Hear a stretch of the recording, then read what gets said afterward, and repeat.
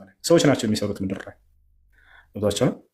አላህ በሱራ አሊ ዕምራን ላይ ምዕራፍ 3 ቁጥር 19 ላይ ኢነ ዲነ ዒንደላሂ ልኢስላም ይላል። ከእኔ ከአምላካችሁ ዘንድ ቀጥተኛው ሃይማኖት እስልምና ሃይማኖት ነው ይላል ቃል በቃል። ከዚህ የበለጠ ረፍት የለም። ወላሂ የእስልምና ሃይማኖት በአምላክ እውቅና የተሰጠው ሃይማኖት ነው። እኔ ነኝ የደነገኩላቸው ይህን ሃይማኖት ብሎ ይናገራቸዋል። በቃ እንደምትድኑ እርግጠኛ ናቸው ሙስሊሞች። ምክንያቱም አምላክ ነው የደነገገው። ሰው ምድር ላይ ሂዶ ሰርቶላችሁ ወይንም ደግሞ የሆኑ ሂደህ ጥቅስ ፈልገህ አንጋግተህ ከዚያ ጥቅስ ብለህ ፈልገህ የምትገልጸው ሃይማኖት አይደለም። በቃ አምላክ ራሱ እኔ እስልምና ሃይማኖት ነው የወደድኩላችሁ ብሎ ቃል በቃል የሚናገርበት ሃይማኖት ነው። በሱረቱል ማኢዳ ላይ ሲናገር ወረዲቱ ለኩሙል ኢስላመ ዲና ይላል። እስልምናን ሃይማኖት ብቻ ወደድኩላችሁ ብሎ ይናገርለታል። በቃ አምላክ እውቅና የሰጠው ብቸኛው ሃይማኖት ይሄን ይመስላል። አይ እና አምላክ አላህ ጥሪ አድርጎላቸዋል ወደዚህ እምነት እንድትመጡ ሙስሊሙን ይላል። አደራ ሙስሊሞች ሆናችሁ እንጂ አትሙቱ እያለ ይናገራል። ነቢያቶችም ልክ እንዲሁ። እሺ አንተም እያልክ ያለው ማለት ነው ይናገራል ይላል ነው የምትለው። እኔ ደግሞ አሁን የማምነው በፈጣሪ በእግዚአብሔር ነው። እነሱ እግዚአብሔርም እኮ ማለት አወራረዱ እኮ የእናንተ ሃይማኖት እና የኛ ሃይማኖት እኮ አወራረዱ አንድ ነው ማለት እናንተ ስለ ድንግል ማርያም ታውቃላችሁ፣ እኛም እናውቃለን። አወራረዱ እኮ አንድ ነው። እናንተ ይላል አሁን ኦርቶዶክስ ከአንተ ጋር ሲከራከሩ ማለት ነው እነሱ ማለት ጌታ ሰው ነው ብለው ባይምሯቸው ስለሚያስቡ ነው እንጂ የኦርቶዶክስ ፈጣሪም እኮ እግዚአብሔር ነው። የእናንተ ፈጣሪ አላህ እንደሆነው ማለት ነው። አንዴ እሺ ይኸውልሽ መጽሐፍ ቅዱስ ላይ የትኛውም እምነት ሃይማኖት ይሄን ሃይማኖት ተከተሉ ብሎ እግዚአብሔር አልደነገገም። እንጂ እግዚአብሔርን የምትወጂ ከሆነ መጽሐፍ ቅዱስ ላይ የትኛውም ቦታ ላይ እግዚአብሔር ክርስቲያን ሆኑ ብሎ አላዘዘም።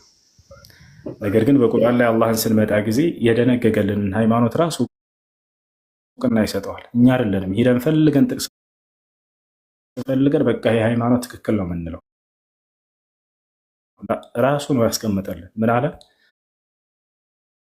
እስልምና ሃይማኖት ትክክለኛ ክርስቲያን ሆኑ፣ ክርስትና ሃይማኖት ትክክለኛ ሃይማኖት ነው ያለበታል ወይ? ላ የለም በፍጹም። አየሽ፣ እሱ ጋር ነው ትልቁ ችግር።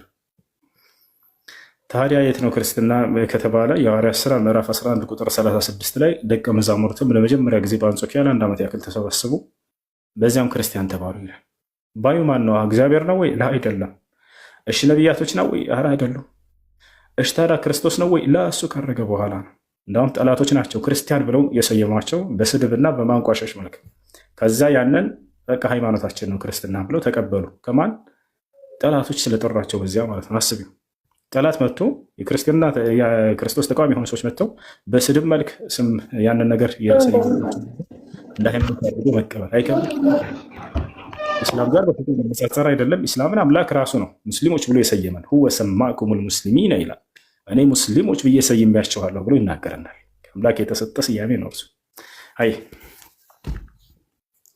ሌላ ጥያቄ? ሰላም አለይኩም። ሰላም። የኔ ጥያቄ ሰላት ስንሰግድ አሁን ዙሁር ከሆነ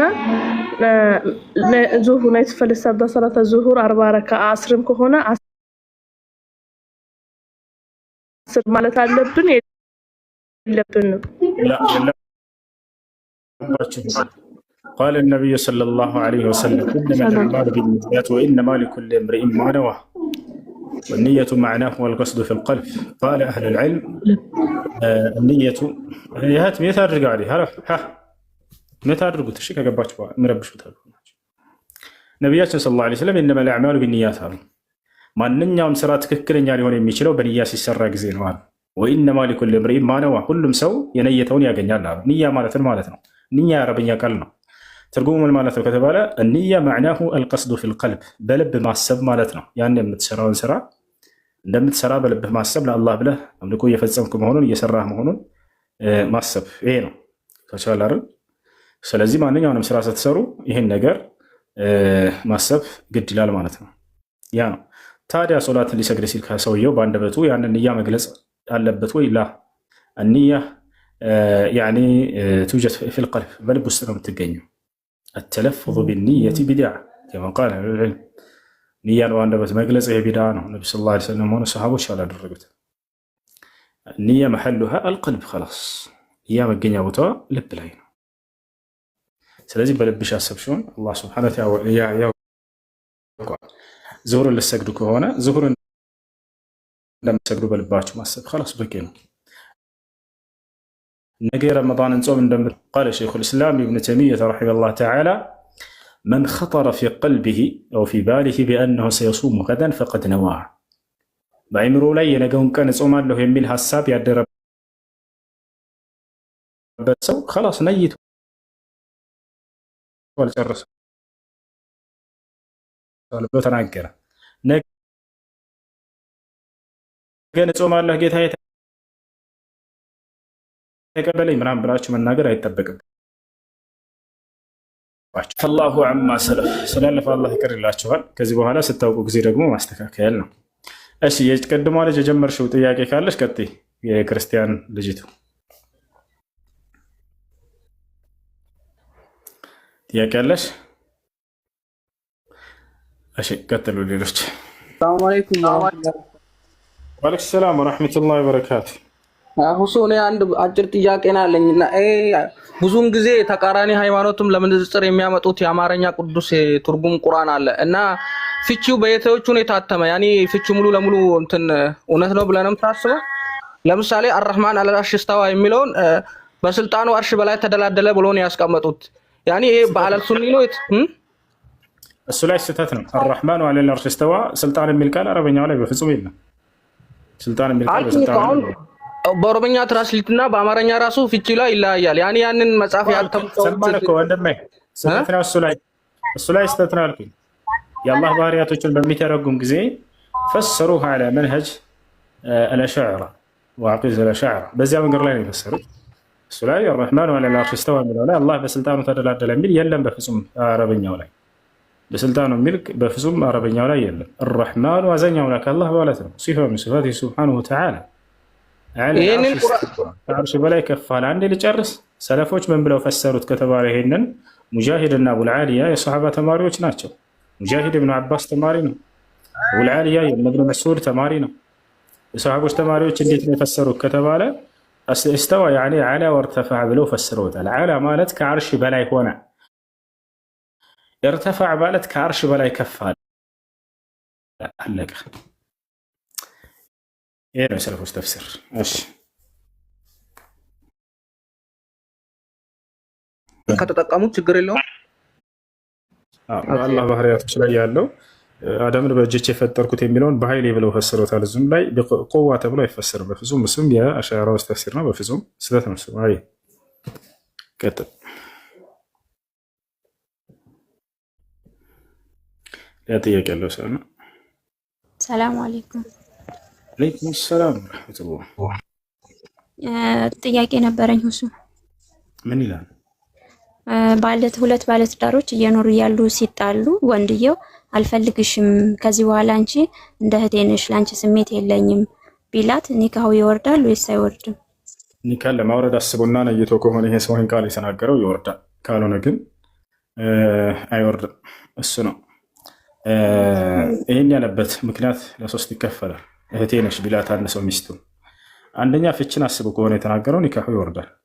ሁለተኛ ደግሞ ፍቅርን ለመግለጽ ለምሳሌ ባል ሚስቱን የኔ እህት ቢላት ፍቅሩን ለመግለጽ ከሆነ ችግር የለውም ይቻላል።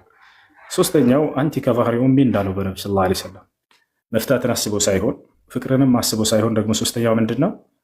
በቃ በግንኙነት ሁኔታ አንቺ ለእኔ ልክ እንደ እናቴ ነሽ፣ እናቴን መገናኘት በእኔ ላይ እርም እንደሆነ ሁሉ ከዚህ በኋላ አንቺ ለእኔ ልክ እንደ እናቴ ነሽ። በዚያ በግንኙነት ግን ፍችን አላሰብም። ይሄ ኒካህ ይወርዳል ወይ?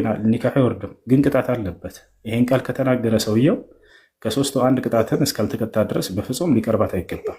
በሱረቱል ሙጃዲላ መጀመሪያው ገጽ ላይ ተገልጸዋል። ሶስቱ ገብቷቸዋል። 2 ወር በተከታታይ መጾም አለበት። ካልቻለ 60 ድሃ መብላት አለበት። ይሄ ገብቷቸዋል። ይሄን ከተቀጣ የዛኔ ከባሪያን ከባርነት ቀንበር ነፃ ማውጣት ነው። ሶስተኛው ይሄ በዚህ ዘመን ስለሌለ እሱ ይታለፋል። ስለዚህ ከቻለ 2 ወር ይጾማል። ካልቻለ ደግሞ ለ60 ድሃዎች ይመግባል ማለት ነው። ከዚያ በኋላ ከእርሷ ለመጀመሪያ ፍቺን አስቤ ነው ካለ ወዲያው ይወርዳል ወይ ታዲያ ከተባለ ለሁለት ይከፈላል። እሱ ምናልባት ተጣልተዋል ስላልሽ በዚያ ቅጽበት ላይ በጣም ተናዶ ራሱን ከመቆጣጠር ውጭ በወጣበት ሁኔታ ከሆነ የተናገረው ኒካሑ አይወርድም። ፈትቻለሁ ቢልም ራሱ ልብ በሉ በዚያ ቅጽበት መርፉዕ ቀለም ስለሚሆን የሰው ልጅ ሲናደድ ጊዜ ንዴቱ ራሱን ከመቆጣጠር ውጭ የሚያስወጣበት ጊዜ አለ። ምንድን ነው ያልከው ተብሎ በኋላ ቢጠየቅ ከተረጋጋ በኋላ ያለውን እንኳን የማያስታውስበት ቅጽበት አለ አይደል? በዚያ ቅጽበት ላይ ሆኖ ከሆነ የሚናገረው አያዝበትም። ላ ዩሕከም ዐላ ቀውሊ በንግግሩ ላይ ፍርድ አይሰጥበትም። ነገር ግን ራሱን በመቆጣጠር የሚችልበት ቅጽበት ከሆነ ረጋ ብሎ አስቦበት የተናገረው ከሆነ የዛኔ ይወርዳል። እሺ ይመስላል ማብራሪያ። መርሐባ። አይ እሱ መጀመሪያም መወድሽ መስሎኝ ነበር ያገባሁሽ እና በኋላም በቃ ሳይው ላንቺ ስሜት የለኝም ለዛ ነው አልወድሽም። አንቺ ጥሩ ሰው ነሽ ግን በቃ ልወድሽ አልቻልኩም እና እንደ እህቴ ነሽ ይላታል። ለዛ ነው እንደ መልስ ነው። ከሶስት መንገድ አይወጣም። ወይ ፍችን አስቡበት ከሆነ ይጠየቅና ፍችን አስቤ ነው እንደዛ ያልኩት ካለ ኒካው ይወርዳል። ፍቅርን ለመግለጽ ነው እህቴ ያለው እንዳንል ይሄ ቦታ አይደለም። አሁን ፍቅርን እየገለጸ አይደለም። ሶስተኛው ደግሞ እኔ ፍችን አላሰብኩም ግን እናቴ በእኔ ላይ እርም እንደሆነች ሁሉ አንቺም በእኔ ልክ እንደ እናቴ እርም ነሽ በግንኙነት አንጻር ብሎ እናስቡበት ከሆነ ደግሞ ከሶስት አንዱ ቅጣት ይጠብቀዋል። ካልሆነ አትቀርበውም፣ አይቀርባትም።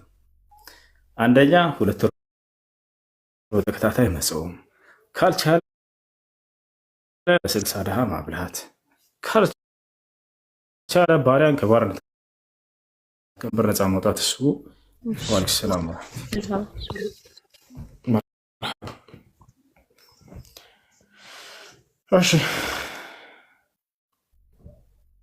እሺ ከላይ ሰላም እንዴት ነህ?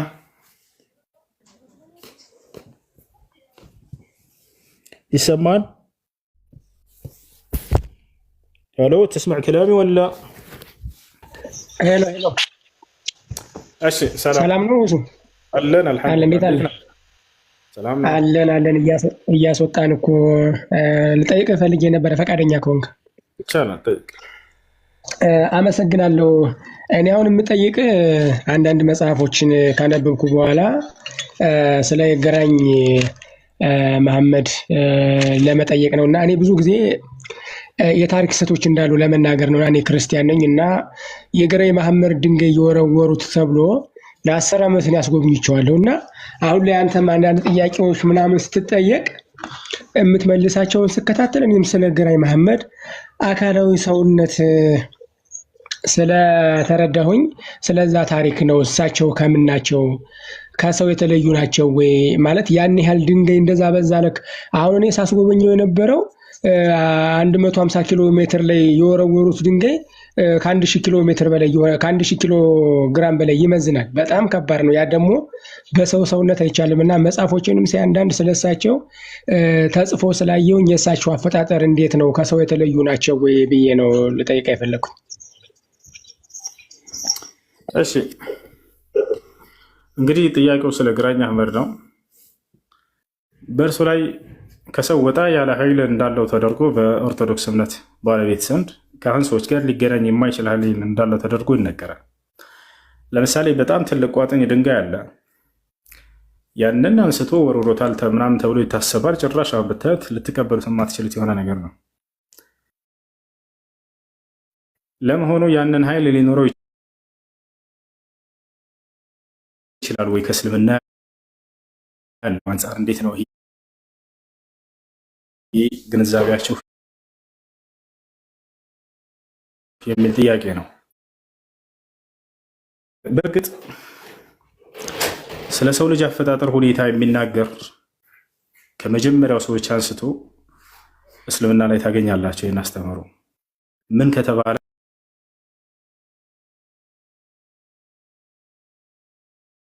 አቤት አይ እሺና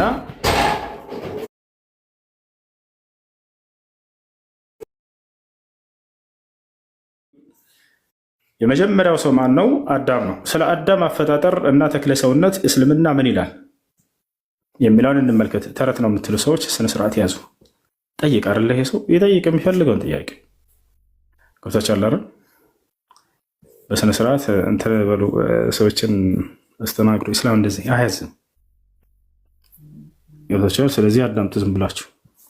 እሺ፣ ስለ አዳም ተክለ ሰውነት ይናገራል አምላካችን አላህ ሱብሓነሁ ወተዓላ። ከዚያ ወረድ ብሎ ደግሞ ስለ ኑህ ህዝቦች ይናገራል፣ የኑህ ህዝቦች ተክለ ሰውነታቸውን። ከዚያ ወረድ ብሎ ስለ ሁድ ይናገራል። ከዚያ ወረድ ብሎ ስለ ሷሊህ ይናገራል። እያለ የየዘመናቱን ተክለ ሰውነት እንዳለ በቁርአን ላይ አላህ ገልጾልናል።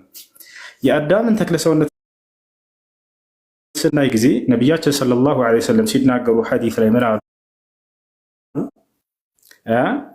ኸለቀ ላሁ አደም አሉ። አምላካችሁ አላህ አዳምን ፈጠረው። ሲፈጥረው ርዝመቱ 60 ክንድ ነበር አሉ። 30 ሜትር ማለት ነው። አያችሁ፣ የመጀመሪያው ሰውና የአሁኑ ሰው በፍጹም አይገናኙም። አሁን ያን ድንጋይ አንስቶ ወረወረው ቢባል አዳም እናምናለን ችግር የለውም ነበር። ምክንያቱም ተክለ ሰውነቱ በጣም ግዙፍ ነበረ።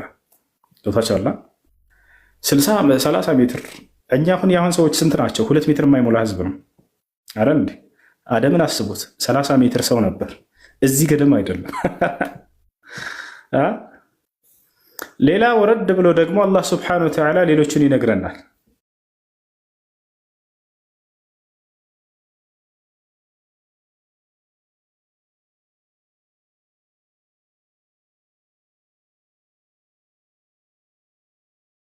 በኋላ ደግሞ ሷሊህ ተተክተዋል። የእነዚህ ሶስቱ ነቢያት ተክለ ሰውነትን አላህ ይገልጽልናል በቁርአን ላይ ወካኑ የንሒቱነ ሚነል ጅባሊ ቡዩተን አሚኒን ይላል። ከተራራ ሰላም የሆነን ቤት ይጠርቡ ነበር ይሰሩ ነበር አለ። ተራራውን ሂደው ጠረብ አድርገው በርና መስኮት ያወጡለታል። ገራሚ የሆነ ሰላም የሚሰጠን ሰላም የሆነን ቤትም ይሰሩታል ብሎ አላህ ተናገረ። ዛሬ የምናየውን ግዙፍ ተራራ በቁመታቸው ልክ ነበር ሂደው ዝም ብለው ሰራ ነው የሚያደርጉት። ዛሬ ተራራን ለመውጣት ምን ያክል ነው የሚደክመው የሰው ልጅ? ያን ትንሽዬ ነች። ዛሬ 2 ሜትር ማትሞላ ሰው ነች። እና ስለዚህ አደም ዓለይሂ ሰላም ከዚያ በኋላ የኖህ ከዚያ የሁድ ከዚያ የሷሊህ በጣም ግዙፍ ነበሩ። በዛን ጊዜ የነበሩ ሰዎች ይህን አደረጉ ቢባል ችግር የለም ነበር፣ ተክለ ሰውነታቸው ከዚህ ጋር የሚመጣጠን ስለሆነ። አየህ፣ አሁን ግን ግራኝ አሕመድ ተብሎ የሚጠራው አካል በቅርብ ጊዜ ነበረ ነው ገብቷል አይደል? ከዚያ ጋር የሚገናኝ አይደለም። ይህ እሱ ጥሎታል ተብሎ የሚታሰበው ድንጋይ ያ በፍጹም ሊሆን አይችልም። ይህ በፍጹም ሊሆን አይችልም። ከተገለጸው ተክለ ሰውነት ጋር እሱ ቅርብ ዘመን እንደመሆኑ የዛ ባለቤት ሊሆን አይችልም። በጣም ያሳዝነው ግን ይህን ሰው ቤተክርስቲያን ይረግሙታል፣ በጣም ይረግሙታል። ለምሳሌ እዚህ ያ ማነው ገድለ ቅዱስ እስጢፋኖስ ምዕራፍ 2 ላይ ምን ይላል? ያን ጊዜም ያ ግራኝ የተባለ እርጉም ከሃዲ የቀደመች ሃይማኖትን ያልጋደ ክርስቲያንን ሁሉ ትእዛዜን ስለተቃወመ በሕይወቱ እንዳይኖር በሰይፍ ይገደል፣ ቤቱም ተዘርፎ ሀብቱ ይወረስ ብሎ አዋጅ እስከነገረ በክርስቶስ የሚታመኑትን ክርስቲያኖችም ሁሉ ሰራዊቱ ይገደሉ ዘንድ አዘዘ። በረከሰችም ትእዛዙ ሰራዊቱን እያለ ይናገራል። እና እዛም ላይ ወረድ ብላችሁ ከዚህ ግራኝ ከተባለ እርጉም ከሃዲ ወታደሮች አንዱም እያለ ይናገራል። ስሙን በአነሱ ቁጥር እርጉም የሚል ታገኛላችሁ። እና ይህ ነው እንዳጠቃላይ ያንን ድንጋይ አስመልክቶ ነው የጠየቀን። ያ ድንጋይ በሱ እጅ ይወረወራል ብለን አናምንም። ምክንያቱም ከዚያ ጋር የሚመጣጠን ተክለ ሰውነት ያለው ሰው አልነበረም። የሰዎችን ተክለ ሰውነት ታሪክ አላህ በቁርአን ላይ ነቢ ሰለላሁ ዐለይሂ ወሰለም ሐዲስ ላይ ሲናገሩ ጊዜ ከአደምና ከዚያ በኋላ የነበሩ ህዝቦች በጣም ግዙፎች ነበሩ። ከዚያ በኋላ ሰዎች ተክለ ሰውነታቸው እያነሰች መታለች እንጂ በዛ ላይ የጸና አይደሉም። ይህን ይመስላል ወገናችን። አመሰግናለሁ። ልብሱንም እኔ አሁን የጠየኩ ድንጋዮችን ሂጄ አይቻቸዋለሁ 4 ቦታ። በነገራችን ላይ ድንጋይ ልብሱንም አስጎበኝ ነበር ለ10 ዓመት እና አንዳንዴ የሐሰት ትርክቶች ምን ያህል የተራራቁ እንደሆኑ አሁን ምን መሰለህ፣ እንደ አንድ አማኝ ክርስቲያን አማኝ ግራኝ መሐመድ ቤተክርስቲያን አሰሩ አልልህም። ኤዲት ጉዲትም ነበረች በ8ኛው ክፍለ ዘመን። ግን የሰዎችን ተክለ ሰውነት ግን ሳይ የስህተት ትምህርት መሆኑን ያወቅሁት እንዴት መሰለህ፣ እኔ በጣም እንደተዋሸ ያወቅሁትኝ እኔ ደብረ ወርቅ ላይ ሆኖ መርጦ ለማርያም ለቤተክርስቲያን ድንጋይ ወረወረ አይቻልም። በጣም አሰብኩት፣ እንዲያ ከወረወረ ወይ መለኮታዊ ኃይል አለው። እዚህ ደግሞ በሰሜን በደብረ ብርሃን ደግሞ ሄድኩኝ። እንዴ ይሄ ነገር 4 ቦታ እኔ ዙሪያ ያየሁኝ። አንድ ቀን የሆነ ነገር ስትናገር አንተ በራሴ በቃ ይሄን ነገር ማወቅ አለብኝ ብዬ አንደኛ እኔ ለ10 ዓመት ግራኝ መሐመድ የወረወረው ድንጋይ ብዬ 4 ጠርዝ ያለው ቁመቱ 10 ሜትር ይሆናል። በጣም ወፍራም በክንድ አይሞላም። በጣም እና እንዴት ምኑኝ የደንቆሬ ነው እንዴት ሰው ነው? እኔ ማለት ልብሱን እኔ አልችለውም። ለ10 ዓመት ግን አስጎብኝቼዋለሁ። እጅጌው ብቻ ያው አንተን የሆነ ጊዜ ስላየው በአካል ከርቀት እጅጌውን ይከታል እኔ እናንተን እና በጣም ግዙፍ ነው። እና የዛሬን ቀን ነበር እኔ አስጎበኘዋለሁ ከአዲስ አበባ ሲለቀለለ ሰው በጣም ለብዙ ሰው ነው የማስጎበኘውና አንዳንድ መጽሐፎችንም ይኸው በእርግጥ ግራኝ እርጉም ያልከው አዎ እርጉም ከሃዲ ተብሎ ነው እዛ ጋር ይኸው አማኝም ስለሆንኩኝ እኔ እንዲያ ተብሎ ነው ስለ ግራኝ መልካምነት አላየውም። እኔ መልካም ነገር አልተጻፈም። አዎ ደግሞ በእምነትም ስለማነገናኘው ይጻፍ ብለህ አትጠብቅም። ግን እኔ ትንሽ የተለየብኝ የስህተት ታሪክ እንደሆነ የተረዳሁት ሰው ነው። ኦልሬዲ የቅርብ ሰው ነው። ያንን ድንጋይ የመወርወር ፓወር የለውም። እና በጣም ገር እኔ መጽሐፎችን አየሁ።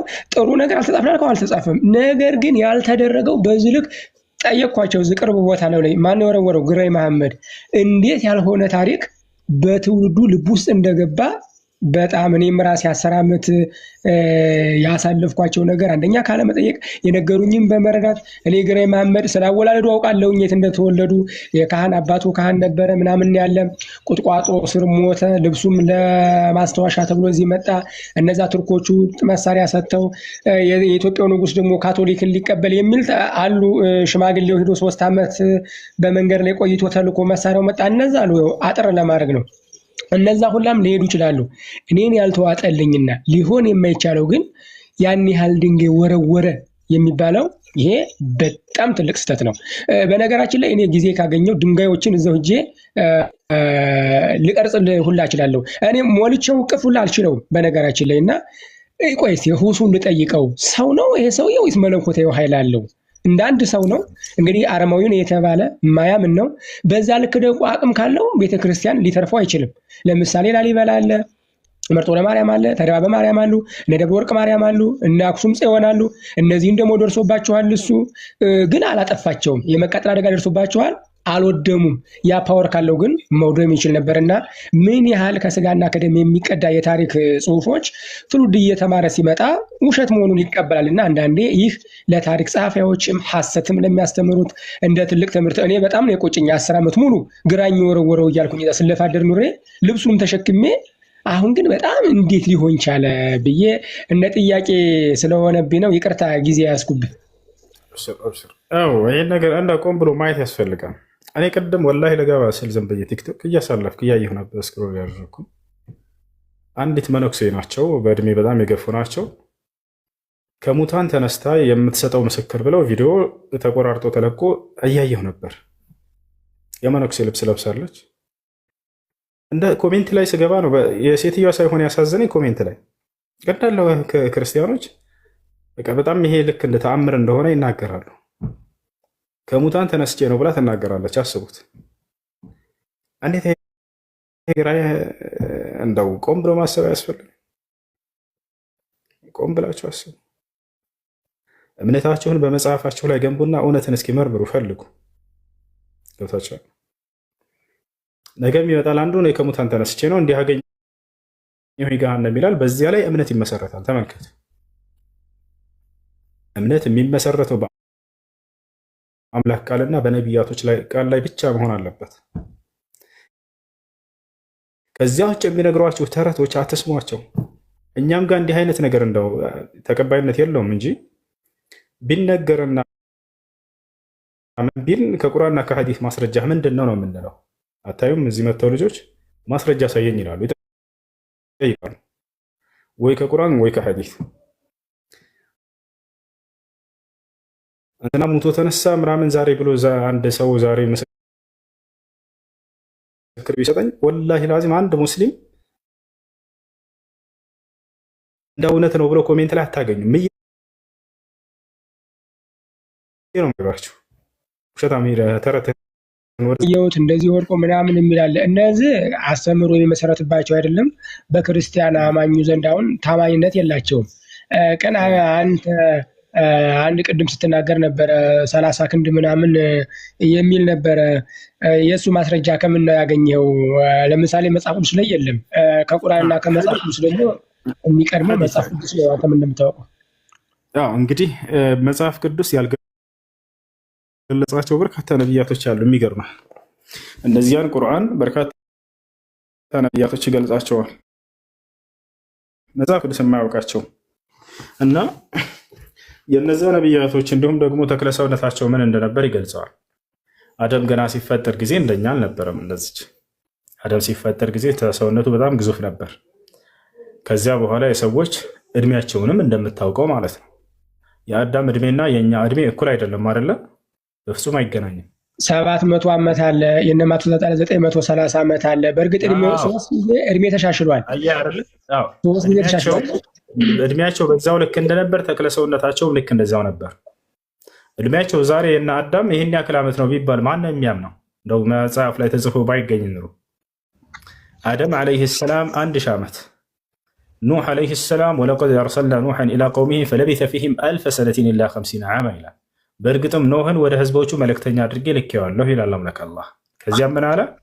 በመካከላቸውም እያስተማረ 1000 ዓመት ያክል ቆየ፣ 50 ዓመት ሲቀር እያለ ይናገራል። እያችሁ ሰላም እያስተማረ በህዝቦቹ መካከል ቆይቷል። ስለዚህ እነዚህ የቀደሙት ህዝቦች እድሜያቸው በዚያ ልክ እንደሆነ ሁሉ ተክለ ሰውነታቸውንም ጨምሮ አምላካችን አላህ ሲናገር በጣም ግዙፍ እንደነበሩ ይናገራል። የአደም ተክለ ሰውነት 60 ክንድ እንደሆነ ነቢያችን ሰለላሁ ዐለይሂ ወሰለም ተናግረዋል። ሐዲስ ላይ ቡኻሪ እና ሙስሊም ላይ ሰሒህ በሆኑ ሐዲሶች እነዚያን ማስረጃዎች ማየት የምትፈልግ ከሆነ አውጥቼ አሳያለሁ። አሁን እኔ የማምነው ምን መሰለህ ሁሱ፣ አሁን እኔ እስልምና ቁርአን የተጻፈው እስልምና እንተውና እስልምና የነቢያቶች ስለምትሉ ቁርአን የተጻፈው በ530ዎቹ አካባቢ ነው። መጽሐፍ ቅዱስ ደግሞ እስልምናን በ500 ምናምን ይበልጣል። የትኛው ነው ታማኝነት ያለው? ታማኝነት ያለው ከአምላክ ዘንድ የመጣው የትኛው ነው በሚለው ሚዛን ተመዝኖ ነው። ቁርአንን ገና ስትገልጠው ጊዜ የአምላክ ቃል በቃል ራሱ ይህ ከእኔ ዘንድ የመጣ መጽሐፍ ነው ብሎ የሚናገር ነው። እነዚህ የመጽሐፍ ቅዱስ ጸሐፊያን ተብለው የሚናገሩ አካሎች ግን የአምላክ ቃል ነው ብለው አይደለም የጻፉት። ሉቃስን አይተህ ከሆነ ማቴዎስን፣ ማርቆስ፣ ዮሐንስን እነዚህ ሲጽፉ ይህን ቃል የምንጽፈው የአምላክ ቃል ነው ብለው በፍጹም አያስቡም ነበር። ከዚያ በኋላ ግን ምእመኑ ከአምላክ ዘንድ የመጣ ነው የሚል እምነትን በራሱ ላይ ያሳደረ እንጂ ሉቃስን ሄደህ ብታየው እኔ ለአንድ ጓደኛ የጻፈው መጽሐፍ እንደሆነ ነው የሚያውቀው። የከበርክ ቴዎፍሎስ ብሎ ይነግረዋል። ከዚያ በኋላ ሁሉን ተከታትዬ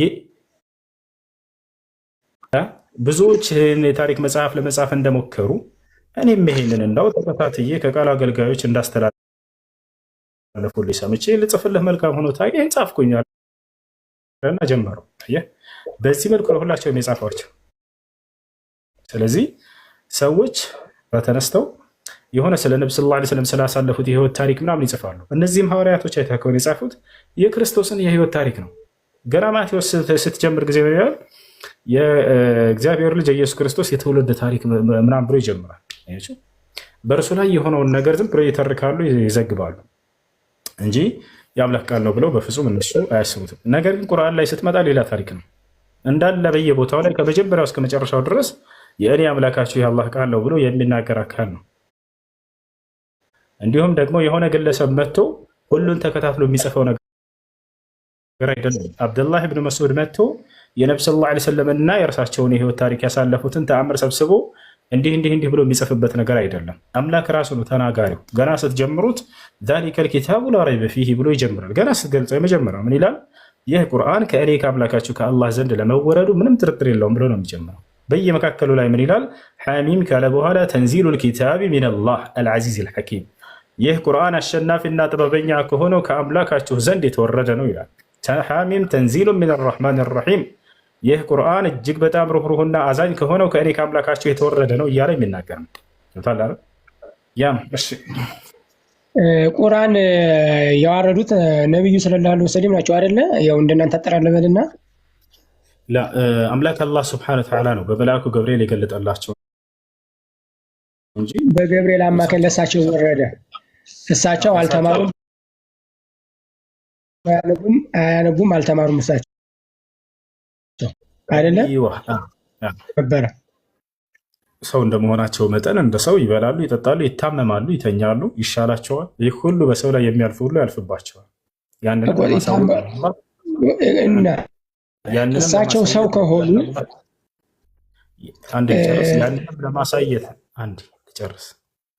ያንንም ለማሳየት ነው አምላክ አላህ ሱብሓነሁ ወተዓላ በእርሳቸው ላይ ያ ነገር እንዲያልፍ የወሰነው ያደረገው።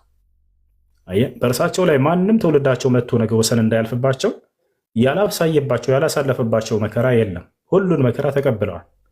ሐዲስ ላይ ሲናገሩ እንዳውም ምናሉ ነቢያችን ሰለላሁ ዐለይሂ ወሰለም ኢዛ ኡሲብቱም ቢሙሲበቲን ፈተዘከሩ ቢሙሲበቲ ፈኢነ ለዚ አሳበኒ ለም ዩሲብሁ አሐድን ሚነናስ አሉ። የሆነ መከራ ነገር በህይወታቸው ላይ ከደረሰባችሁ በእኔ ላይ የደረሰውን መከራ አስታውሳችሁ በእኔ ተጽናኑ። በእኔ ላይ የደረሰው መከራ በማንም ሰው ላይ አልደረሰምና ብለው ተናገሩ። ትውልድን የዓለም ለዓለም እንደመላካቸው መጠን ከማንም በላይ ነቢ ሰለላሁ ዐለይሂ ወሰለም ፈተና ቀርቦላቸው ሁሉንም የፈተና አይነት በብቃት አልፈውታል። ህይወታቸው አላረ እንዳጠቃላይ ያ ነገር እንዲያልፍባቸው ያደረገው አላህ ሱብሓነሁ ወተዓላ አውቆ ነው። ሁሉን ፈተና በእርሳቸው ላይ ያሳልፈዋል። ያንንም አካላዊ በሽታ ነው የሆነባቸው ያ ነው። ነገር ግን አስበው ያደረጉት ያንን ለምን ነበር ከተባለ አይሁዶች ያሰቡት በሚመጣላቸው መለኮታዊ ራእይ ላይ ተጽዕኖ ለመፍጠር ነበር። ያ ግን አልተሳካላቸውም። እናታችን አይሻ ገለጸች። ከእኛ ጋር ባለው በግል ህይወቱ ላይ ብቻ ነበር ተጽዕኖ ሊፈጥር የቻለው ብላ ተናግራለች። ገብታችኋል?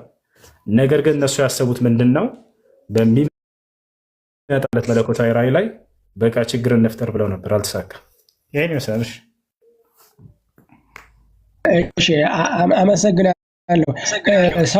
እሳቸው ሰው ናቸው ብለዋል። ሰው እንደመሆናቸው መጠን አንደኛ ምስክርነት እስከ 3 በእስልምናም ሰው 3 ነገር ያስፈልጋል ይባላል። አንድ ነገር ታማኝነት የለውም። እሳቸው ደግሞ አንድ ሰው ናቸው፣ በዛ ላይ ሰው ናቸው። እሳቸው ላለመጨመራቸው በቁርአኑ ምን ማረጋገጫ አለ?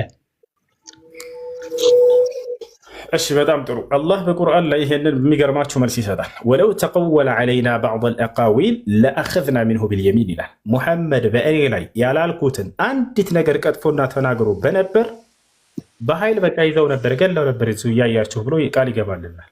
አያ ነገር ግን አላህ መጨረሻ ላይ ቃሉን ሲያረጋግጥ አልየውመ አክመልቱ ለኩም ዲነኩም ብሎ ዘጋው። እነሆ ዛሬ ሃይማኖታችሁን ሞላሁላችሁ፣ ወአትመምቱ ዐለይኩም ኒዕመቲ ጸጋዬንም በእናንተ ላይ በቃ ፈጸምኩ ሞላሁኝ አለ። ወረዲቱ ለኩም ልኢስላም ዲና። መልእክቱን እስኪ ሞላ ድረስ አምላክ አላህ ሱብሓነሁ ወተዓላ ማንም ሰው አይደለም ማንም ሰው መጥቶ እርሱ ራሱ ሙሐመድ ከምሰጠው ቃል ውጭ ቢነግራችሁ ቶሎ አታዩትም ነበር እያለ አላህ ይነግረናል። እዚሁ ጨርሰው ነበር ይላል።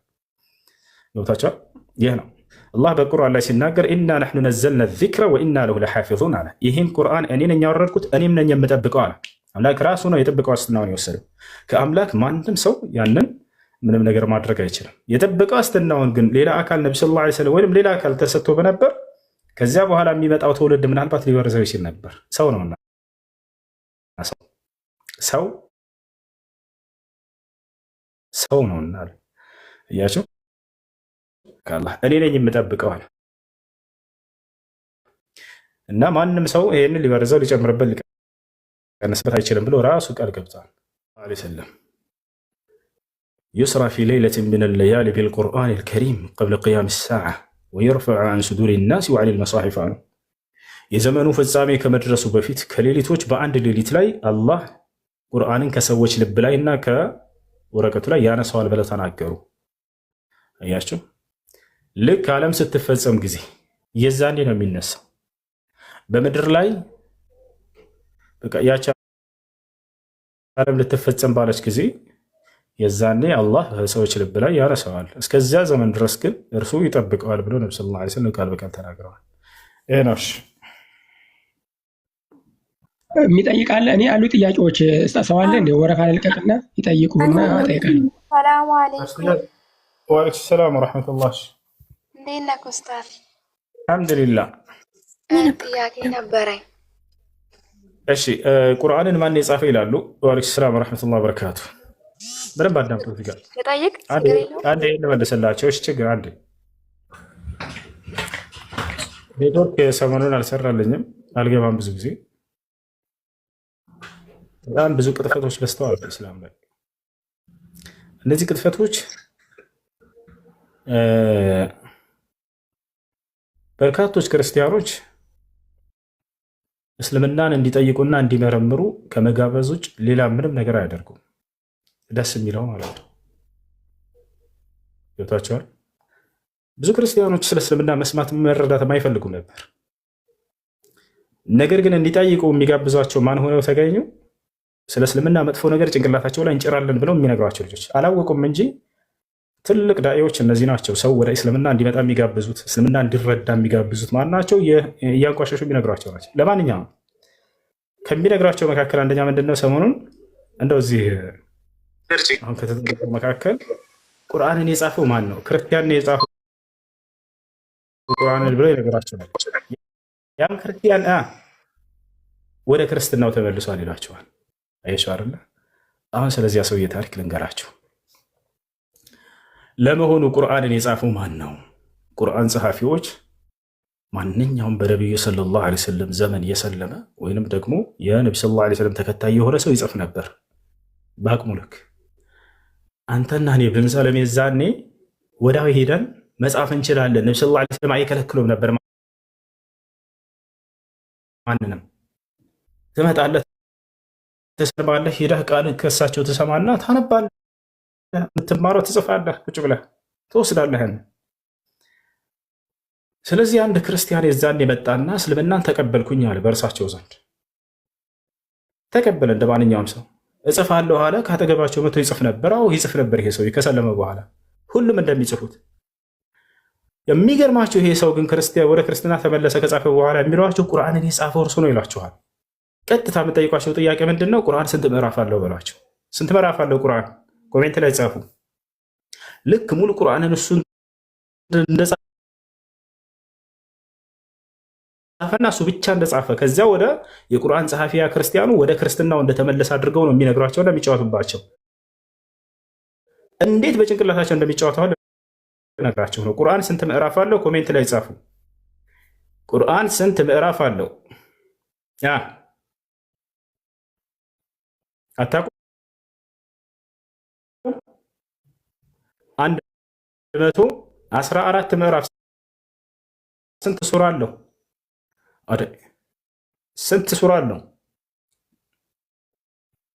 114 አይደል? ከሱረቱል ፋቲሃ እስከ ሱረቱን ናስ ስንት ምዕራፍ አለው ቁርአን? ስንት ጁዝ አለው አላልኩም? 30 ጁዝ የምትሉ ልጆች ምን ነው? ስንት ጁዝ አለው አይደለም ያልኩት፣ ስንት ምዕራፍ ወይንም ስንት ሱራ አለው ነው ያልኩት።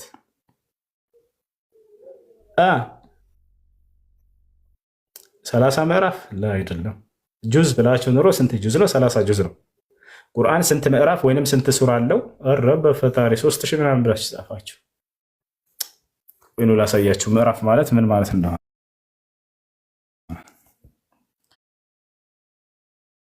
ትገርማላችሁ እናንተ። ጉድ ተመልከቱ። እዚህ ቦታ ላይ ቆንጆ ላሳያችሁ። ምዕራፍ ብሎ ማለት ይሄ ነው።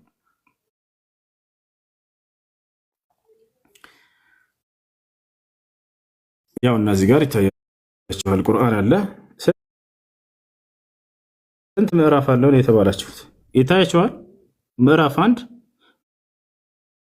ምዕራፍ 2 ምዕራፍ 3 አይደለ? ስለዚህ ስንት ምዕራፍ አለው? ተመልከቱ። ክርስቲያን ልጆች በደንብ አዳምጡ እንዴት አድርገው እንደሚዋሽባቸው። እዚህ ቦታ ላይ ስንት ምዕራፍ አለ ማለት ነው? 114 ምዕራፍ አለ። ከሱረቱል ፋቲሃ እስከ ሱረቱን ናስ ድረስ 114 ምዕራፍ አለ። አሁን ተረዳችሁ አይደለ? ይሄ የቁርአን ምዕራፎች ስንት ናቸው? 114 ከሱረቱል ፋቲሃ ከመጀመሪያው እስከ ሱረቱን ናስ። ያ ክርስቲያን የጻፈው ስንት ምዕራፍ ነው? እንደው ቢላሂ አለይኩም በአላህ ተጠይቃችሁ ስንት ምዕራፍ ነው የጻፈው ያ ክርስቲያን ልጅ? እስልምናን ተቀብሎ ከዚያ በኋላ ከእስልምና ወጥቷል የተባለው በነብዩ ሰለላሁ ዐለይሂ ወሰለም ዘመን ስንት ምዕራፍ ነው የጻፈው? ከ114ቱ መልሱ። 2 ምዕራፍ ነው የጻፈው። የሚገርማቸው ግን እንዴት አድርገው እንደሚዋሻቸው ሐዲሱን አውጥታ አያሳያቸውም። ሐዲሱን ቁጥሩን ብቻ እዚህ ቡኻሪ ሲል ማስረጃ ተናገሩ ማለት ነው ብለው ጭንቅላታቸው ላይ ነው የሚጫወቱት። ፖለቲካ እየሰሩ ያሉት በተከታዮቻቸው ምስኪን ተከታዩ ላይ ነው። ወላሂ ሐዲሱን አውጥቻ ያሳያቸዋለሁ። ሲቀራ የነበረው የሚያውቃትም 2 ምዕራፍ ነበረች። ከ114ቱ አስቡት። 2 ምዕራፍ ሱረቱል በቀራ እና ሱራ አሊ ዒምራን 2 ስንት ምዕራፍ ነው ያለው? 114 112 ምዕራፍ አያውቅም ይሄ ሰው ያልጻፈብን ሲጀመር 2 ምዕራፍ ነው የጻፈው። ግን እንዴት ብለው ነው የሚነግሯቸው? ቁርአንን የጻፈው ክርስቲያን ነው የሚሏቸው። ላ 2 ምዕራፍ ነው የጻፈው። ወታቻለ አይደል? ያ ሰውዬ ምን ሆነ ታዲያ? ሄደና ከእስልምና ወጣና ወደ ክርስቲያኖች ጋር ተመለሰ ታሪኩ። ከዛ በኋላ ያለው ነው ደግሞ በጣም አስደናቂ ተአምር በረሱ ላይ የተከሰተው። ያን ሙሉ ታሪኩን ወላሂ ነግሯቸው እርግጠኛ ነኝ። ወደ ክርስትና ተመልሷል የምትለው ላይ ብቻ ያቆሙና ዝም ይላሉ። ስንት ምዕራፍ እንደጻፉም እዛው ሐዲሱ ላይ እየተገለጸ አይነግሯቸውም፣ ይደብቋቸዋል። ሂደው እነሱም ቁጥሩን ይዘው እንደማያዩ ስለሚያውቁ ነው ይሄንን የሚዋሹባቸው። ሂደው እንደሚያረጋግጡ ቢያውቁማ ወላሂ ላይ ያዋሻቸው ነበር። እንወረዳለን ስለሚሉ ማለት ነው። በገዛ ተከታዮቻችን እንወረዳለን ስለሚሉ ያንን እንትን አይሏቸውም፣ አይነግሯቸውም ነበር። አውጥተውም ሙሉ ሐዲስ ያውና ብለው አይተረጉምላቸውም። እዚህ ቁጥር ላይ ብለው አለቀ በቃ خلاص። ነገር ግን ታሪኩን ስንሄድ ጊዜ ያ ሰው ምን ሆነ ከተባለ ወደ ክርስትና ተመለስኩኝ አለ። ሄድና ከክርስቲያኖች ጋር እኔ እኮ ለሙሐመድ ጻፍ ያለኝ ትቼ ያላለኝን እጽፍ ነበር ብሎ ተናገረ። ከዘበ ዐላ ረሱሊላህ በነብዩ ሰለላሁ ዐለይሂ ወሰለም ላይ ዋሸ። ልክ አንድ ሰው ዛሬ ከእስልምና ወጥቶ ሙስሊሞች እኮ እንዲህ ናቸው እያለ እንደሚዋሸው በአደባባይ እያያቸው አይደል ይናገራል። ይሄ ሰው በነብዩ ሰለላሁ ዐለይሂ ወሰለም ላይ እየዋሸ እያለ ምን ተከሰተ? እዚያው አላህ ሱብሓነሁ ወተዓላ ዋጋውን ሰጠው፣ ቀሰፈው፣ በመካከላቸው ሞተ። ፈማት ይላል ሐዲሱ ላይ አውጥቼ አሳያቸዋለሁ። ወዲያው እየተናገረ ሞተ። ይሄ ሰው ቦታቸዋል በእርሳቸው ላይ ያላሉትን በእርሳቸው ላይ ሲዋሽ ስለነበር ማለት ነው። አላህ ወዲያው ገደለው፣ ሞተ። ወዲያው ሞተና ይሄ ሰውዬ ምን ሆነ ከተባለ ቆፈሩት ክርስቲያኖች። ቆፍረውት ልክ አድረው ልክ በማለዳ ጠዋት ሲሄዱ ጊዜ ምድር ተፍተው አገኙ ይላል። ቦታቸዋል ከዚያ ምን አሉ እነዚያ ክርስቲያኖች? ሃዛ ፊዕሉ ሙሐመድን ወአስሓበህ ለማ ሀረበ ሚንሁ ነብሹ ዐን ቀብሪሂ ወረመውሁ ብለው ተናገሩ። ይሄማ የሙሐመድና የተከታዮቹ ተንኮልና ሴራ ነው አሉ ክርስቲያኖች። ከእነርሱ በሸሸ ጊዜና ወደ ክርስትናው በተመለሰ ጊዜ ልጃችን ቀብሩን መጥተው በሌሊት ቆፍረው አውጥተው ጥለውት ነው ብለው ተናገሩ። ተመልከቱ፣ ዳግም ውሸት ሳያይ የሚናገር ብሎ ማለት ወላሂ ላዚም የክርስቲያን ሰባኪዎች ናቸው። ቢያንስ አይተው አይናገሩ፣ አላዩም እኮ ይህ ሙሐመድና የተከታዮች ናቸው በቃ ብለው ልክ የዛኔም ሲዋሹ እንደነበሩ ዛኔም ያዋሿቸዋል።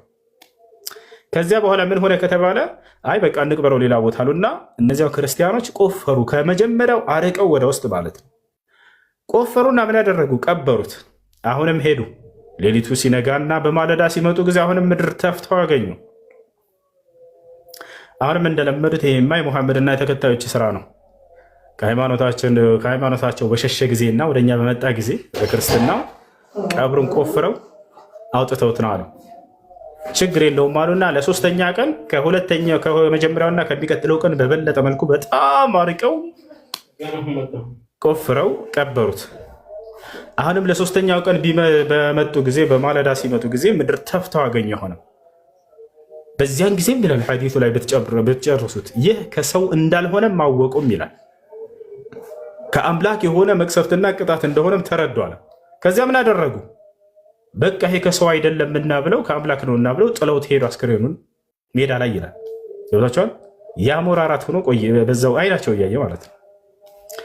ይህ በነቢዩ ሰለላሁ ዐለይሂ ወሰለም ላይ በዋሸው ቅጣት ምክንያት የተሰጠው ዋጋ ነበር። ምን ብሎ? ያላለኝን ስጽፍለት የነበርኩት እኔ ነኝ ብሎ ተናግሮ ወዲያው አይናቸው እያየ ቀሰፈው። አይናቸው እያየ አስክሬኑን ምድር እንድትተፋ አደረገላቸው ይወታቸዋል። እና ያ ሰው እንደው የጻፈው ስንት ምዕራፍ ነው? 2 ምዕራፍ ነበረ። ግን ምንድን ነው የሚሏቸው? ቁርአንን የጻፈው ክርስቲያን የሚሏቸው ስንት ምዕራፍ እንደቀራና እንደጻፈው ወላሂ አሁን ሐዲሱን አውጥቼ ላሳያቸው እንዴት እንደሚዋሻቸው ማለት ነው። 2 ምዕራፍ ነበረች ከ114 2 ምዕራፍ። ግን ምንድን ነው የሚሏቸው? ቁርአንን የጻፈው ክርስቲያን ወደ ክርስትና እኮ ተመልሷል ይሏቸዋል።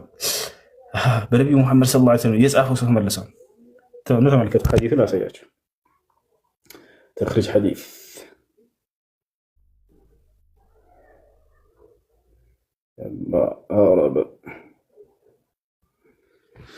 ኑ ተመልከቱ ስንት ምዕራፍ እንደጻፈና ሲቀራ እንደነበር ይሄ ሰውዬ። እስቲ ጋር ተመልከቱ። ያውና ሐዲሱ የቱ ጋር ታገኙታላችሁ መሰላችሁ? ሶሒህ ሙስሊም ላይ ታገኛላችሁ። ያ ሶሒህ ሙስሊም 2781 ላይ ስንት ምዕራፍ እንደሆነች ገና ከመጀመሪያው ላይ ተገልጿል። ካነ ሚና ረጅሉን ሚን በኒ ነጃር፣ ከበኒ ነጃር ጎሳ የሆነ አንድ ሰው ከእኛ መካከል ነበር አሉ ሰሃቦች። ቀድ ቀረአ አልበቀረተ ወአሊ ዒምራን። አያቸው አይደለ? ሱረቱል በቀራንና አሊ ዕምራንን እርሷን በእርግጥ ቀርቶ ነበር። የት ሁለቲት ምዕራፍ ያው ኑላሳይ ወደ አማርኛ ቀይርላችሁ። ከ114ቱ ምዕራፍ ሁለት ምዕራፍ ነበር የሚያውቃት ራሱ ያው ሱራ አልበቀራና ሱራ አሊ ዕምራን የትና የትኛውን ተመልከቱ። ከ114ቱ ተመልከቱ። ከዚህ ሁሉ ምዕራፍ ይችልና እችን ብቻ የሚያውቅ ሰው ነበር። ሌላ ምንም የሚያውቀው ነገር የለም። የቀራም እነዚህን ነበር። የጻፋትም ብቻ ነበረች። ነገር ግን የሚዋሻቸው እንዴት ነው? ቁርአንን ሲጽፍ የነበረው ቁርአንን የጻፈው ክርስቲያን ነው የሚሏቸው። ልክ ቁርአኑን ሙሉ ጽፎ ወደ ክርስትና እንደተመለሰ ነው የሚነግሯቸው። ወለ ከዚህ ወፍቲራ አላሁ ሙስተዓን። ይሄን ይመስላል። ለማንኛውም እሺ አዛን ተብሏል። እዚህ አብዱልከሪም አለ መሰለኝ። አብዱልከሪም አለ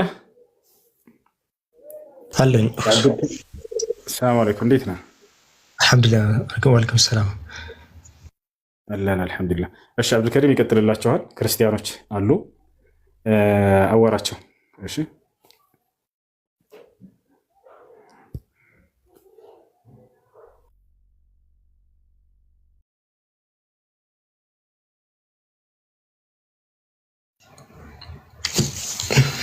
እሺ ካላችሁ ክርስቲያን ወገኖች ካላችሁ መግባት ትችላላችሁ። ክርስቲያን ወገኖች ካላችሁ መግባት ትችላላችሁ። ያ ጀማ አንድ ነገር ላሳያችሁ። የአላህ መልእክተኛ ሰለላሁ ዐለይሂ ወሰለም እንትን ብላ እንደምታውቁት ሰሂህ ሙስሊም ላይ የተዘገበ አይደል? ማንኛውም ሰው ሲወለድ በተፈጥሮ ላይ ነው ብለው ነብዩ ሰለላሁ ዐለይሂ ወሰለም ተናግረዋል። እዚህ ላይ እንደምትመለከቱት ሰሂህ ሙስሊም ላይ እንደምትመለከቱት ማንኛውም ሰው እናቱ ስትወልደው ተፈጥሮ ላይ ነው። ኢትስ ሰብሲኩዌንትሊ ሂዝ ፓረንት ቤተሰቦቹ ናቸው ወደ አይሁድ ወደ ምናምን የሚቀይሩት ማለት ነብዩ ሰለላሁ ዐለይሂ ወሰለም ተናግረዋል። ይሄኛውን የሚያሳይ አንድ ልጅ ሚዲያ ላይ ላሳያችሁ። እግዚአብሔር አምላክ እንዴት ምግብ ይበላል ስትል ያሰማችሁ ገርሞኝ ነው። እግዚአብሔር ምግብ ይበላል ወይ? እንዴት እንደዛችሁ? በጣም ነው ያስደነገጥሽ። እግዚአብሔር እንዴት ምግብ ይበላል እያለች ነው በኑሩ። ይሄኛውን አእምሯቸው ነው መጨረሻ ላይ የሚበረዙት። ይህች ልጅ እግዚአብሔር እንዴት ምግብ ይበላል እያለ እየጠየቀች ገና በዚህ ጨቃልነቷ እግዚአብሔር ምግብ ይበላል ወይ? እንዴት እንደዛችሁ? በጣም ነው ያስደነገጥሽ። ፎቶ ላይ ያለውን የተሰቀለውን ፎቶ አይታ እግዚአብሔር ምግብ ይበላል ወይ እያለች ነው። በዚህ ጨቅላ አእምሯ እንኳን አምላክ ከሷ በላይ ጥገኛ እንዳልሆነ ዲፔንድ መሆን ይሁን ሌላ አካል ላይ ጥገኛ እንዳልሆነ ታውቃለች። እቺ ጨቅላ ማለት ነው እስክትበረዝ ድረስ ማለት። ለዛ ነው የአላህ መልእክተኛ በግልጽ ተናግረዋል። ሐዲስ ላይ ምን አሉ? እያንዳንዱ ሰው ሲወለድ ማንኛውም ሰው ሲወለድ ምንድነው አሉ? በነብዩ ሰለላሁ ዐለይሂ ወሰለም ምን ብለው ተናገሩ? ያው እዚህ ጋር እንደምትሚወለደው ከዛ ምንድነው ቤተሰቦቻቸው ናቸው የሚቀያይሯቸው። እና ኢማጂን አሁን እቺኛዋ ልጅ ነው አሁን አምላክ እንዲሆኑ ምናምን በረዘዋት አሁን በቃ ትበረዛለች። ስለዚህ ሁሉም በነገራችን ላይ ተነጥለው ክርስቲያኖች ዛሬ ላይ እንትን የሚሉ ተነጥለው ቢኖሩ ትክክለኛውን እንትን ይሉ ነበርና ግራ ገብታ አስዋት። እቺ አንድ ፍሬ ልጅ እግዚአብሔር እንዴት ምግብ ይበላል እያለች ከዛ እንዴት ጠየቅ ሲሏት ያው ምግብ ይበላ ነው ፒክቸር ላይ ያብላ አሳይቻቸው። በጣም የሚገርም ነውና እዚህ ላይ ቪዲዮ አለ። ግቡና ሼር ሪፖስት አድርጉ። አንድ ቪዲዮ ሰርች ይበታለውና ፕላስ ደግሞ ሰፋ ያለ ማብራሪያ ያለው ሁላችሁም ግቡና ሼር። ክርስቲያን ገብተዋል? አሁን የክርስቲያን ነኝ። እሺ ቆይ አንድ ጊዜ ጠብቅ። አንድ ግቡና ሼር ሪፖስት አድርጋችሁ እኔ ባዮ ላይ ትገቡና መጀመሪያ ላይ የምታገኙትን ቪዲዮ ሼር ሪፖስት አድርጋችሁ ተመለሱ። ይሄ ነገር ቫይራል መውጣት አለበት። ያጀማ ሰዎች ማወቅ አለባቸው። ይሄን በደንብ መታየት አለበት። ትገቡና መጀመሪያ ላይ የምታገኙት ሼር ሪፖስት ምናምን አድርጋችሁ ኮሜንት ኮፒ ሊንክ አድርጋችሁ ተመለሱ ሁላችሁ። አንድ ጨቅላ ሕፃን አስቡት። በዚያ አእምሮ አምላክ ከሷ በላይ እንደሆነና እንዲህ ጥገኛ ሊሆን እንደማይችል ነው የተናገረችውና። እሺ ክርስቲያን አቤት። ክርስቲያን ነች። አቤት። እንዴት ነህ? ሰላም ነው? እሺ ከየት ቤተ እምነት ነህ? ኦርቶዶክስ ነኝ እኔ። ኦርቶዶክስ ነህ? እሺ ማርያም ሙሴን አግዛዋለች ተአምር ሲሰራ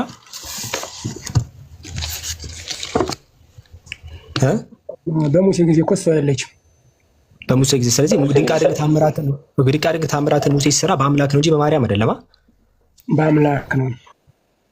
እሺ ያጀማ እንደምትመለከቱት በኦርቶዶክስ ቤተ እምነት ግን ማርያም አግዘዋለች ተብሎ ተጽፏል። እዚህ ጋር ባይተ እንዚራ ስብዓት ላይ አባ ጊዮርጊስ ዘጋስጫ መጽሐፍ ላይ ክሊርሊ መምህር አምደ ወርቅ እስጢፋኖስ በተረጎመው ላይ ክሊርሊ እንደምትመለከቱት ምን ያህል አምላክን እንትን እንደሚል የምትመለከቱት አሁን ትክክል ነው የመለስከው አንተ። ግን በኦርቶዶክስ ግን ማርያም አግዘዋለች ነው ሲል አላሳይከው።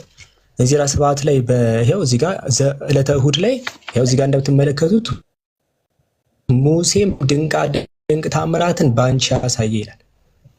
ተመልከት እና ምን ማለት ነው? እንዴት ነው ማርያም ያልነበረችውን አምላክ እሷን አምላክ ለማድረግ ወይ የተጻፈውን አታይም እንዴ? በነገራችን ላይ ንባብ ሙሴ ምን አለ መጀመሪያ ይኸውልህ የተባለበት ይኸውልህ ኖ እንደሱ ምሳሌ ሆና እኮ ነው። ምሳሌ ሆና እኮ ነው። ሙሴ ምን አለ እሳተ ነበልባልን አየሁኝ ይኸውልህ አትቃጠልም ስለቀረ ነው። እሷ ደግሞ አንብበው አንዴ አንብበው ምንድን ነው የሚለው? ዘጸአት አንብበው ጽሑፍ ነው የተጻፈው ነበር። ቆይ ችግር የለም። ቆይ የተጻፈው ነው መጽሐፍ ቅዱሱን አይደለም ያልኩህ። ይሄንን ያልኩህ ይሄንን አንብብልኝ አንዴ። ይሄንን አንብብልኝ አንዴ። ይሄንን እኔ ያዝኩትን አንብብልኝ። ዮሴፍ ባንቺ የተመሰገነ ትንሽ አራቅሽው። ዮሴፍ ባንቺ የሙሴን አንብብልኝ። ሙሴ ድንቅ ታምራትን ባንቺ አሳየ። በማርያም ነው ያሳየው ድንቅ ታምራትን። እሱን ላስረዳ። ቆይ ዘጸአት 5:14 ድንቅ ተአምራትን ሙሴን ያሳየው ተአምሩን ያሳየው ሙሴ ነው በማርያም ማለት ነው። እንደዛ ነው የሚለው ጽሑፍ። ያ ጀማ አይታችኋላ። መጀመሪያ በንጹህ አእምሮ ሲጀመር አልነበረችም አለ። አሁን ደግሞ ለሃይማኖት ሲል መጽሐፉንም ረግጦ ሊታገል ነው። ቀጥል፣ ችግር የለው። ለዛ ነው አይታችኋላ። ነብዩ ሰለላሁ ዐለይሂ ወሰለም የተናገሩት ለዛ ነው። መጀመሪያ የተፈጥሮ ላይ ነው አንድ ሰው የሚሆነው ብለው ተናገሩ። ከዛ በኋላ ግን ሰዎች ነው የሚቀይሯቸዋል። አሁን ይሄ ልጅ በንጹህ አእምሮ ምን አለ መጀመሪያ ማርያም ሲጀምርከው በሙሴ ጊዜ አልነበረች ማለት። አሁን ደግሞ ጽሑፉ ሙሳ አለይሂ ሰላም በማርያም ነው ድንቅ ታምራት ያሳየው የሚለውን ሲያይ ደግሞ በምሳሌ ነው በዚህኛው ነው ምን ቆይ ላሳይክ ምናምን ነው ትግል ውስጥ ገብተዋል። በጣም ነው የሚያሳዝነው። እስቲ አሁን ቀጥል። ይሄው አንድ ነገር ልንገርህ። አሁን እሱ እንዴ ማርያም በነገራችን ላይ የብዙ ዓመታት ልዩነት አለ። አሁን አንዳንድ እንዴት ምሳሌ ሆና ነው ነገር አለ እጸጳጡ ይባላል። አይልማ እንደዛ እዚህ ጋር ሙሴ ድንቅ ተአምራትን ባንቺ ያሳየ ነው የሚለው። ተአምራትን በማርያም እንዳሳየ ነው የሚናገረው። ያው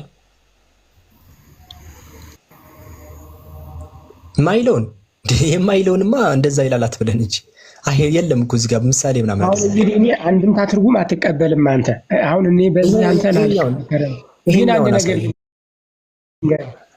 ልንገር። የሃይማኖት መከራከሪያ መጽሐፍ ቅዱስ ባይብል ነው። እነዚህ የግል እሺ ያ ጀማ ይሄኛውን ነገር አልቀበለው ብለሽ እናስቀምጠዋለን። ችግር የለም። እሺ ስንት ፈጣሪዎች ነው ያሉት? አንድ ፈጣሪ ነው ያለ። ፈጣሪዎች ማለት እችላለሁ? ፈጣሪዎች አይባልም፣ ፈጣሪ ነው የሚባል። እሺ አንዴ ከታች ኮሜንት ላይ ጻፉ። ፈጣሪዎች አይባልም ብሎናል። ፈጣሪዎች አይባልም ያላችሁ ጻፉ። አንድ አምላክ በሶስት አካል ይገለጣል ነው የምንል። አንድ አምላክ በሶስት አካል ይገለጣል። ያ ተረድቻለሁ። ያንን ፈጣሪዎች አይባልም አይደል? ፈጣሪ ነው የሚባል እንዴ? መለኮት አንድ ነው እኮ። ፈጣሪዎች እንዴት ይባላል? ያው መጠይቅንሽ ፈጣሪዎች ይባላል ወይስ አይባልም? አንድ አምላክ አለ በሶስት አካል ይገለጣል። መጠይቀውን ፈጣሪዎች ተብሎ ይባላል ወይስ አይባልም? ፈጣሪዎች አይባልም። ፈጣሪ ነው የሚባል አይባልም አይደል? አዎ ፈጣሪ ነው የሚባል እኮ ፈጣሪዎች ይባላል። አይ አትሽሽ ሳይሆን ውስጥ ላይ ያለው ግጥም ተናገር። ይባላል ወይስ አይባልም? ለማወቅ ነው የመጣሁኝ እኮ እኔ ፈጣሪ አንድ አምላክ ልንገርህ። አንድ አምላክ ይባላል ወይስ ተገለጠ? አረባክ ተው እንጂ ትልቅ ሰው አይደለ እንዴ? ስምህን ስትጠየቅ ስምህን ነው መናገር ያለብን። የጫማ ቁጥርን አይደለም መናገር ያለብን። ፈጣሪዎች ይባላል ወይስ አይባልም ነው ጥያቄ። በቃ ሌላ አይደለም።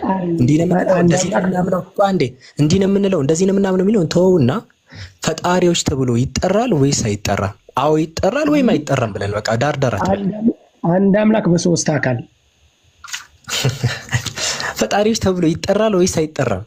አንድ አምላክ አለ በሶስት አካል ይገለጣል። እሺ ድጋሚ ልጠይቅህ። ፈጣሪዎች ብዬ መጥራት እችላለሁ ስላሴዎችን ወይስ አልችልም? ፈጣሪዎች ይባላሉ ወይስ አይባሉም? አይባልም። ከመጽሐፍ ቅዱስ አሳየኝ። እንደው ዝም ብሎ ማንም የጻፈው አይባልም ወይስ ይባላል ነው ጥያቄው። ይባላል ወይስ አይባልም? አንድ አምላክ በሶስት አካል ይገለጣል። ስለዛ ደግሞ እንዴት ነው ታውቃለህ? ወይስ ይባላል? እሱን ታስረዳኛለህ። አይባልም ወይስ ይባላል? መጀመሪያ እኛ ሶስት አምላክ የለንም። አንድ አምላክ ግን በሶስት አካል ይገለጣል። ለዛ ደግሞ ይባላል ወይስ አይባልም? አንድ አምላክ በሶስት አካል ሳልኖር ይሰማል። ይታወቀናል። ስትደርቅ ሰውም እያየህ ነው። ጥያቄውን መልሰው አላውቀውም ማለትም ይቻላል። እዚህ ጋር ምንድነው ፖይንት የምን መሰለህ? አሁን እኛ አብ፣ ወልድ፣ መንፈስ ቅዱስ እነዚህን ፈጣሪዎች ብዬ መጥራት እችላለሁ ወይስ አልችልም? ይሄ ነው ጥያቄ። ወይ ትችላለህ በለኝ ወይ አትችልም በለኝ። አብ፣ ወልድ፣ መንፈስ ቅዱስ አንድ አካል ይኸውት የምጠይቀው ሌላ የሚመልሰው ሌላ። ያ ጀማ ለምን እንደሆነ ታውቃላችሁ? ማስረጃ እኔ እንደማመጣ እርግጠኛ ነው። ለዛ ነው በጣም እርግጠኛ ነው። ገባቸው? አይባልም ነው ማለት የፈለገው። አይባልም ካለ ደግሞ እንደተባለ ደግሞ እንደማመጣ ለዛ ዳር ያዘው። ለዛ ነው አንዱ አንድ ነገር ልንገርህ። እኔ እስልምና ባይዘው እኔ ስለ ነብዩ ሰለላሁ ዐለይሂ ወሰለም ማወቅ የፈለኩት እፎይ መሳደብ ከጀመረ በኋላ ነው። ልነግርህ ነው እሱን ተወና አንድ ይቀጥል። ጥያቄው መልስና ጥያቄ ጠይቀናል። በቃ ጥያቄ መልስና እኔ ጥያቄ መልስና እስልምና ገዢ ከሆነ ለመቀበል ምንም የሚገድ ነገር የለም። እውነተኛ አምላክ ከሆነ ግን ስነግራንታ አንድ ይቅርታ። እሺ አሁን ሌላውን ነገር ተወውና ማለት ነው። አሁን ሌላ እንድርሱን የሚያስረሳን ነገር ተወውና እዚህ ጋር ያለውን ነገር ንገረን። ስላሴዎቹን እነዚህ አብ፣ ወልድ፣ መንፈስ ቅዱስ ፈጣሪዎች ይባላሉ ወይስ አይባሉም? ይኸውልህ አንድ ሲሆኑ ሶስት ይሆናሉ፣ ሶስት ሲሆኑ አንድ ይሆናሉ። እሱ ገብቶኛል። ይባላሉ ወይስ አይባሉም ነው ጥያቄ ነው። አሁን ፈጣሪ ነው የሚባሉት ወይስ ፈጣሪዎች ነው የሚባሉት? ሶስት ይባላል። አንድ አምላክ በሶስት አካል ተገለጠ። መመለስ አልፈልግም። እሺ አጀማ መመለስ አልፈልግም። እሺ ሌላ ክርስቲያን ካለሽ አላስገድድም ወይ? ሁሱ አብዱልከሪም ዲያቆን ገብቷል መሰለኝ። ከእሱ ጋር ታወራለህ። ከላይ ያለው ሰው ትልቅ ሰው ይመስሉኛል። ስለ እስልምና መረዳት ነው የሚፈልጉት። ብዙ ጊዜ እየጠየቁ በክርስትና አገልግሎት ላይ ብዙ የቆዩ ናቸው። ጥያቄያቸውን ብቻ እናስተናግዳቸዋለን። እነሳቸው ኢንሻአላህ። ከታች ዲያቆን አለ፣ ከእሱ ጋር አውራ። እሺ ዲያቆን እንዳለ ይሰማውታል? ዲያቆን ነው እንዳለ ይሰማውታል? ሙሉጌታሽ ሙሉጌታ እኔ አይደለም የተቆረጥኩት ኮሜንት ላይ ያጀማ ይሰማልህ አንተ አዎ እሺ ለማንኛውም ዝም ብዬ ግን ላሳይክ የእናንተ መጽሐፍት ላይ እንደዛ ይላል እናንተ መጽሐፍት ላይ ወዘን እንደምትመለከቱ ሰይፈ ስላሴ ላይ በግልጽ ፈጣሪዎች ብሎ ይናገራል ይሄው እዚህ ጋር ይሄው አዳምና ሔዋን የሚጠቅስና ፈጣሪዎቻቸው እናንተ እንደመሆናችሁ ብሎ ፈጣሪዎች ብሎ ከአንድ በላይ ፈጣሪ እንዳለ አድርጎ ያስቀምጣል ስለዚህ በኦርቶዶክስ በግልጽ አፍ ወጥቶ ፈጣሪዎች ከአንድ በላይ ፈጣሪ ያሉ ተብሎ እየተነገረ ነው ስለዚህ ይሄ ነገር ፍጹም ስህተት ነው በቃ አንተ አይባልም ብለሃል ትክክል ነው መጀመሪያ ላይ አይባልም ብለህ ተናግረሃል ትክክል ግን ኦርቶዶክስ ግን እዛ ደረጃ ደርሳለች እነዚህ መጽሐፍቶች ሊጣሉ ይገባል እሺ አንድ ነገር ልንገር በነገራችን እኔ ብዙ እከታተላለሁ አንተንም ሁሱንም መረዳት ከኔ የበለጠ እንጂ ከኔ ያነሰ እውቀት የላችሁም በመጽሐፍ ቅዱስ ያላችሁ መረዳት ለዛ ደግሞ ሪስፔክት አለኝ ግን አንተ እኔ ስለ መጽሐፍ ቅዱሱ እኔም በተቻለ መጠን አውቃለሁ ነገር ግን ምንድነው እኔ እየነገርኩ አንተ እኔ እኮ የተማርኩት እኔ ነው ማመን ያለባት የሃይማኖት መከራከሪያ አይደሉም ሲቀጥል ደግሞ አንድ አምላክ በሶስት አካል ይገለጣል እሺ እንደዛ ኢየሱስ አስተምሯል ሻሰየን በቃ እንደዛ እሺ ኢየሱስ አንድ አምላክ በሶስት አካል አሁን እነዚህ መጽሐፍቶች በቃ መከራከሪያ አይደሉም በኦርቶዶክስ ቀኑን አድርገን ያስቀምጠቻቸው ግን አይቻሉም አንተ ካልተቀበልክ ወአለይኩም ሰላም ወራህመቱላሂ አንተ ካልተቀበልክ አንተ አማኑ ሰላም እሺ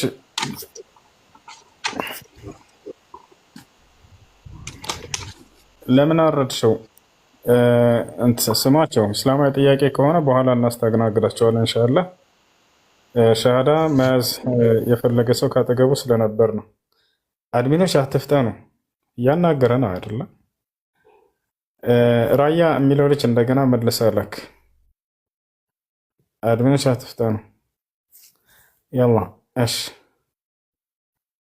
እንደገና ይላክና አስገቡት እንደገና ላኬታለ አድርገን ቀጥል እስከዛ ድረስ ቀጥል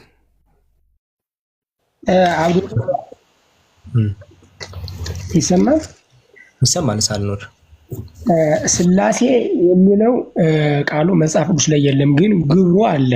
ግብሩ እንዴት ነው ካልከ ደግሞ መጽሐፍ ቅዱስን መጥቀስ እንችላለን። ኦሪት ዘፍጥረት ምዕራፍ እሺ፣ መጀመሪያ ከዛ እንጂ ኢየሱስ አስተምሯል እንደዛ ስላሴ የሚባል ነገር። አሁን ስላሴ ሳይሆን አበኔ እንዳለ አባት እንዳለው ነግሮናል። ከዛ እንደው ቃል ነበረ፣ ዮሐንስ 1 ላይ ቃል ነበረ፣ ቃልም እግዚአብሔር ነበረ እኮ ስላሴ እኮ ቃል ያንን አስተምሮ ነው እንድታሳየኝ ይፈልጋል። ያንን አስተምሮ አብ ወልድና መንፈስ ቅዱስ አንድ አምላክ ናቸው የሚለውን ትምህርት ያሳየን ነው። መጀመሪያ መኖሩን ማወቅ እንፈልጋለን። ያገኘውን ነገር ሁሉ ለስላሴ ነው ካልክማ እሱ ያንተ አረዳድ ነው። መጀመሪያ ግን ሐሳቡ መኖሩን ማግኘት አለብን። ሐሳቡን ካገኘህ በኋላ እኮ ነው ሌሎችን ጥቅሶች በዛ ሐሳብ መሰረት የምትፈታው። ገባ? መጀመሪያ ሐሳቡ ሳይኖር ዝም ብለህ ያገኘው የምትፈታ አንድ ሰው ለምሳሌ ዝም ብሎ በቃ ሌላ አይነት አረዳድ ይዞ መጥቶ ለምሳሌ ኢየሱስ ሰውም ነው መልአክም ነው ሰይጣንም ነው ምናምን ብሎ ይህን አረዳድ ይዞ መጥቶ ለምሳሌ ሰይጣን ነው ብሎ ያመነበትን ኢየሱስ ሲናደድ ያለውን ፒክ እያደረገ ይኸው ሰይጣን ስለሆነ ነው እያለ የራሱን አይዲያ ሊያስገባ ይችላል። እንደዛ ሳይሆን መጀመሪያ ሐሳቡ መኖሩን ከውስጥ ካሳየን በኋላ ነው ሌሎችን ጥቅሶች በዛ መልኩ ልንፈታ የምንችለው። ስለዚህ መጀመሪያ ላይ ያንን አሳየን። ወይ አንድ እስኪ እናስቀድም አንድ ከድራ ያለ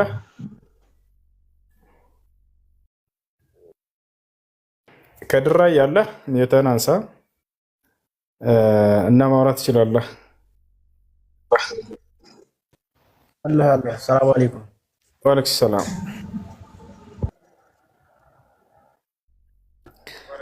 እሺ አንድ እህታችን ነበር ለመስለም ፈልጋ ነበር። እሺ አጠገባቸው አለች? አዎ አቅርባት። አዎ አለች እኔ ጋር። እሺ ታናግረኝ። ሰላም እንዴት ነሽ?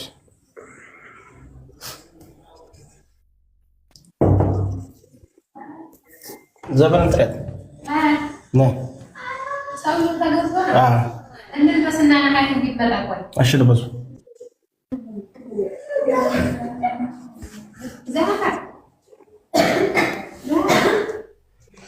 አንዴ ልብስ ሊለብሱ ነው። አገናኝሃለሁ። ችግር የለም ችግር የለም። በቪዲዮ አይወጡ።